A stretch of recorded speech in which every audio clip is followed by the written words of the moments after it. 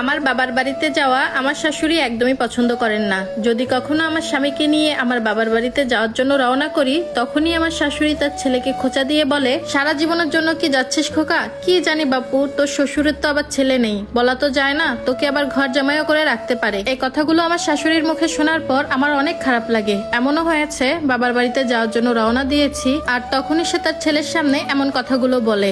আমারও মন খারাপ হয়ে যায়, অনেক কান্না করেছি। আর আমার স্বামী শত হলেও তার মা, মুখের উপর কিছু বলতে পারে না। এই তো গত 6 মাস পর আমি আর আমার স্বামী মিলে বেড়াতে আসি আমার বাবার বাড়িতে। সেখানে এসেও আমার শাশুড়ি আমাকে একদণ্ড শান্তি দেয়নি, এমনকি তার ছেলেকেও। সারাক্ষণ একটার পর একটা ফোন দিতে থাকে, কখন বাড়ি ফিরবো শুধু এটাই জানতে চায়। অথচ ঠিক মতো একদিনও হয়নি আমরা বাবার বাড়িতে এসেছি। আর আমার শাশুড়ি খুব কান্না করে ইমোশনাল ব্ল্যাকমেল করতে পারে। এই যে যেমন ধরেন, যখনই আমি আমার বাবার বাড়িতে বেড়াতে আসি, 2-1 দিন পার হতে না হতেই বলবে, আমার প্রেশার লো হয়ে গিয়েছে, আমার শরীর অনেক অসুস্থ, আমার ডাক্তারের কাছে যেতে হবে, তুই কি বাসায় ফিরবি নাকি নতুন শ্বশুর শাশুড়ি পেয়ে তোর মাকেই ভুলে গেছিস। আমার স্বামী ঠিক তখন কি করবে সে নিজেও বুঝতে পারে না। বাবা মার একমাত্র ছেলেকে বিয়ে করেছিলাম, তার ফল এখন আমি হাড়ে হাড়ে টের পাচ্ছি। এই যে যেমন আমার আর আমার স্বামীর মধ্যে যদি কোনো ব্যাপার নিয়ে ঝামেলা হয় বা ঝগড়া হয়, তখনই আমার শাশুড়ি বড় বড় গলায় তার ছেলেকে বলে, এমন বউ রাখার দরকার নাই, ওকে ওর বাবার বাড়িতে দিয়ায়, দেখি ওর বাপ মা কতদিন বসে বসে খাওয়ায়। আর এই কথাগুলো বিশ্বাস করেন আমি বছরের পর বছর শুনতেছি।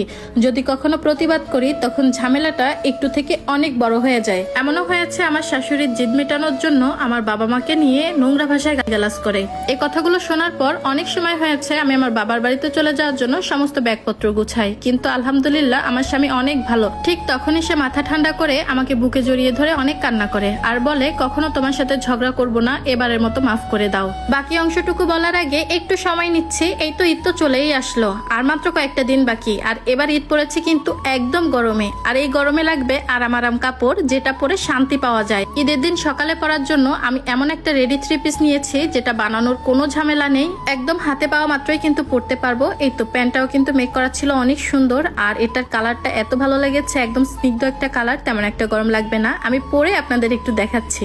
এই তো দেখুন। আর আমার কাছে সব সময় এরকম লং 3 পিস গুলো অনেক পছন্দ। এটা লং পেয়ে যাবেন 45 থেকে 46।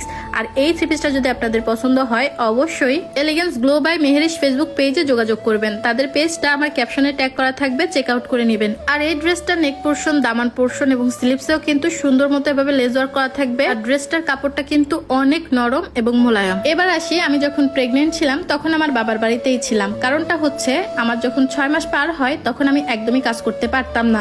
আর তখনই আমার শাশুড়ি বলে, বাবার বাড়ি থেকে বেরিয়ে আসো, কিন্তু আমার স্বামীকে সে একদমই আসতে দিত না। যাই হোক, এরপর আল্লাহর রহমতে আমাদের একটা কন্যা সন্তান হয়। আমরা দুইজন অনেক খুশি ছিলাম, কিন্তু ব্যস্ততার কারণে আমার স্বামী দেখতে আসতে পারেনি। এমনকি আমার শাশুড়ি কিন্তু ফ্রি ছিল, সেও আসেনি, কারণ তার কাছে কন্যা সন্তান একদমই ভালো লাগে না। সে শুরুতেই বলতো, আমার সংসারে প্রথমেই আমি বংশের প্রদীপ চাই, কিন্তু তাকে আমি কিভাবে বুঝাবো, এগুলা তো আমাদের হাতে নাই। সে সবকিছু বোঝার পরেও এরকম না বোঝার ভান ধরে থাকতো। আমার কন্যা সন্তানটা দুনিয়ায় আসার পর আমার শাশুড়ির রূপ আরো অন্যরকম হয়ে যায়। সে এখন আরো ভয়ানক হয়ে উঠেছে। সে কোনোভাবেই আমার স্বামীকে আমার মেয়ের কাছে আসতে দিতে চাইতো না, কিন্তু আল্লাহ রহমতে ভালো একটা হাজবেন্ড পেয়েছি। সে তার এক বন্ধুর মাধ্যমে লুকিয়ে লুকিয়ে হলেও আমার মেয়ের জন্য সমস্ত খরচ, টাকা পয়সা, তারপর জামা কাপড়, শ্বশুরবাড়ির জন্য কিছু ফল ফ্রুটস এগুলো পাঠিয়ে দেয়। যদিও বিষয়টা অনেকের কাছে খারাপ লাগতে পারে, কিন্তু বাবা হিসাবে তার তো আরো অনেক দায়িত্ব ছিল। কিন্তু বিশ্বাস করেন, আমার স্বামীর প্রতি আমার কোনো অভিযোগ নাই, কারণ সেই বেচারা সারাদিন অফিস করে এসে একে তো মায়ের অশান্তি, দ্বিতীয়ত এত বউ আর বাচ্চার প্রেশার। আমি কখনোই চাইনি আমাদের জন্য